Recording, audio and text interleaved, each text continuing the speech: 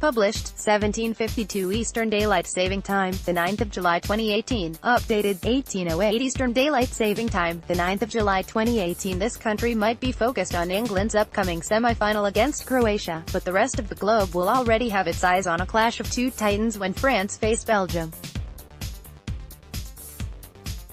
Both sides have squads filled with players who can shine on the world stage and could potentially turn a semi-final in an instant.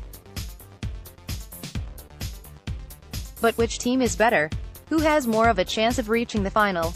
Sportsmail's High Court has rated the teams ahead of Tuesday's game.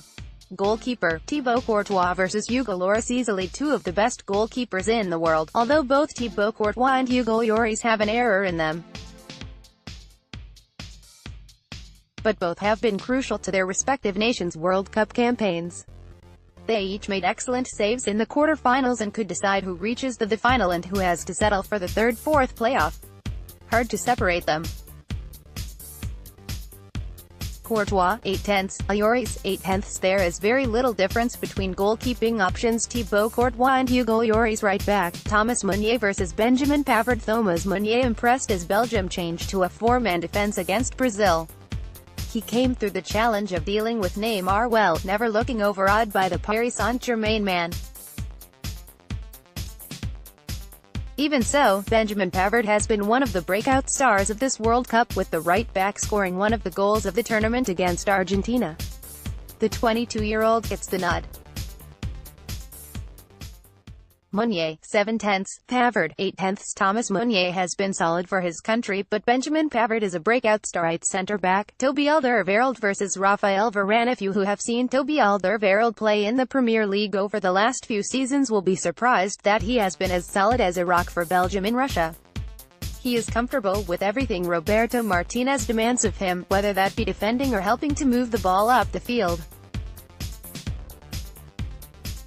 But Raphael Varane is now living up to his potential and marking himself out as a generational player in his position. He's exceptional at every aspect of modern defending. A true star in the making. Alderweireld, 8/10, Varane, 8.5/10. Toby Alderweireld has impressed for Belgium while Raphael Varane is growing as a player. Left centre-back, Vincent Kompany vs Samuel Umtiti. Here's the thing about Vincent Kompany, if you can get him onto the pitch, there are few defenders more valuable in the world. That is, however, a big if, as Roberto Martinez found out on the eve of the tournament. He seems like he will be fine for Tuesday. Samuel Umtiti has established himself at Barcelona and is a key cog for France, but Kompany has shown his class over a longer period of time. If he plays, Belgium will benefit. Kompany, 8/10, Umtiti, 7.5/10. Vincent Kompany is a top-quality centre-back when fit and on the pitch, as is Samuel Umtiti. Left-back, Jan Vertonghen vs Lucas Hernandez. This is a strange comparison because Jan Vertonghen is fundamentally not a left-back, even if he has filled that role for a number of seasons for Belgium. He is much better in the centre, which means Martinez's side are weakened by his presence there if they play a four-man defense. Lucas Hernandez can play in either position but has not really put a foot wrong in Russia on the left of the defense. France edge this one. Vertonghen, 7/10, Hernandez, 7.5. The 10th of January. Vertonghen is not a natural left-back, but Lucas Hernandez is more comfortable there. Central midfield, Marouane Fellaini vs Paul Pogba. The revolution in thinking around Marouane Fellaini has probably not come full circle yet. The reality is, though, that the big Belgian is an effective component of every team he plays for, breaking down teams like Frankenstein's monster, bursting through a wooden door to the fright of the villagers. Paul Pogba, on the other hand, is just really good at football, and this World Cup is showing that off to a growing extent. Even Fellaini would probably admit he's the better player. Still, there's one man you'd rather have on the end of a looping ball into the box. Fellaini, 7/10, Pogba, 8/10. Maroon Fellaini is growing in stature at the World Cup while Paul Pogba is imposing himself. Central midfield, Axel Witsel vs N'Golo Kante. Axel Witsel has probably never lived up to the expectation that surrounded his career when he first broke through. Yes, he's good, but very few people thought he'd be playing out his peak years at Tianjin Quanjian. He's been decent at the World Cup, mind. N'Golo Kanté is still the everlasting Energizer Bunny in midfield and crucial to France's side. He's also underrated going forward. Ultimately, he's one of the better midfielders in the world and France win out here for that reason.